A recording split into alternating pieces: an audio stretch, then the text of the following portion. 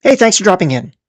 Last episode, we made a very family friendly, you could say kid friendly, sweet version of spaghetti, popular in the Philippines.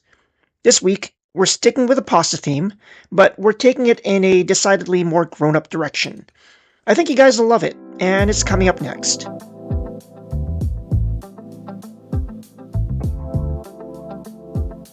Alright, today we're making a fun little variation on mac and cheese. There are actually four parts to this recipe. Part 1 was completed this morning when I fried up some bacon for breakfast. I reserved 2 strips over my daughter's very vocal protest, and they'll show up again near the end. I also kept the bacon grease, which we'll be using very shortly. For now, we're on to part 2, making infused milk for our sauce. And all that means is we're going to take some milk and drop in a small shallot, or half a large shallot in this case, as well as a little bundle of thyme tied up so it'll be easier to remove later. We'll also need to throw in some salt. We'll stir the milk frequently so it doesn't burn, and once it reaches the barest of simmers, we'll let it go for a final minute, then take it off the heat and let it steep so that the milk can absorb all the flavors we just added. Next, we're on to part 3. We're going to make an irresistible crunchy topper for our pasta, and it's super easy. First, we'll warm up the bacon grease that we saved from breakfast, along with a tablespoon of butter. Once that's melted, we'll add panko breadcrumbs. Panko are Japanese-style breadcrumbs, and they're the only type I keep around because they're bigger, lighter, and way crunchier than regular breadcrumbs.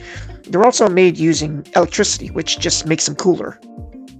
We have to be sure to keep them moving in a pan because they will burn in a flash. For the same reason, we're using a non-stick pan, because an all-clad or carbon steel might get too hot.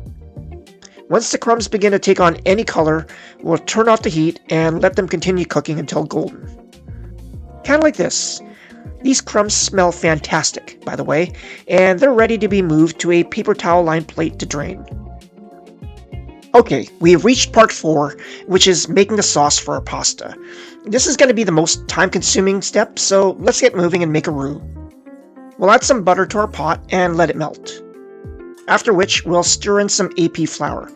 We'll let this cook for a minute to get rid of that raw, unpleasant flour taste. Unlike the roux in, say, a gumbo, we're not looking for our roux to contribute any flavor to the sauce. Instead, we just need it to act as a thickener and also help the cheese incorporate smoothly into the liquid we'll be adding shortly. That's good enough. We don't need any color on our roux. Next step is to add our steeped milk.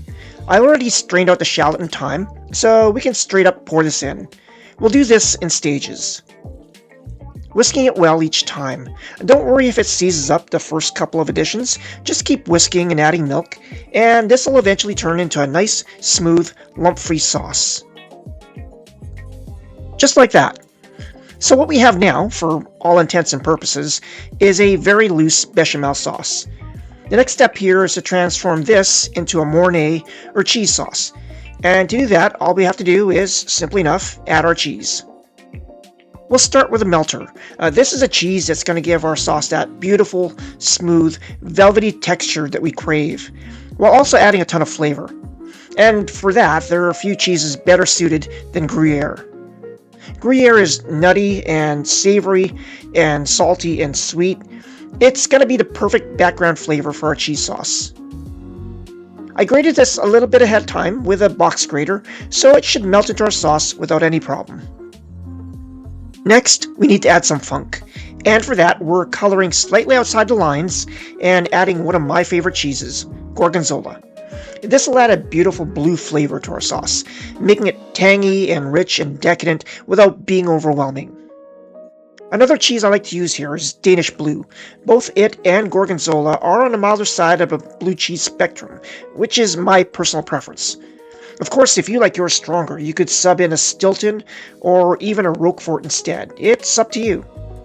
Unlike the Gruyere, it's not really possible to grate gorgonzola, so we're just dropping it in little chunks. Our cheese sauce is almost ready. At this point, we can add our seasoning. Some more salt, and some pepper. I'm using plain old black pepper. If you want to be fancy, you could use white pepper instead, so that the sauce stays nice and blonde, but I'm sticking with black. Texture-wise, our sauce is looking good. One thing we have to keep in mind, though, is that it will thicken and set as it cools.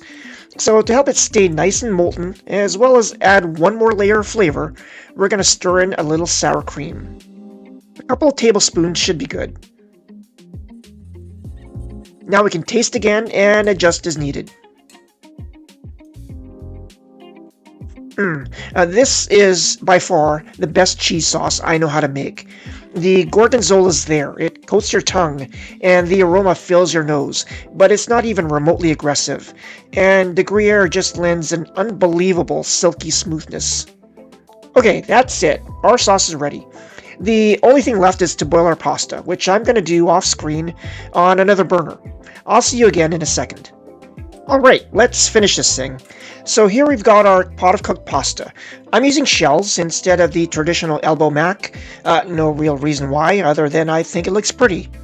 And to this, we'll add our sauce. We'll mix this well, make sure every shell is absolutely drenched in our lovely cheese sauce. Now we'll stir on our bacon, which I cut into small strips with some kitchen shears. This will add flavor, obviously, but also give our shells and cheese some texture. And that's about it. There is one last thing to do, but we'll save that for tableside. I'll meet you there. And here we are.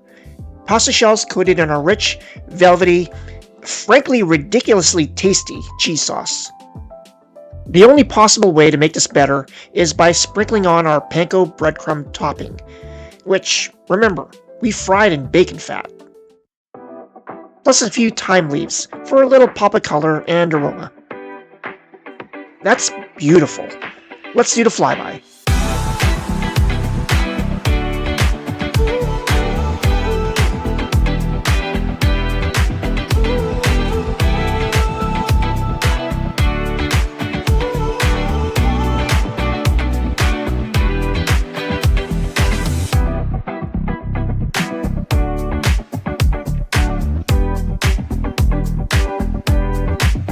Thanks for watching. I hope you enjoyed this video as much as I'm about to enjoy this bowl of shells and cheese.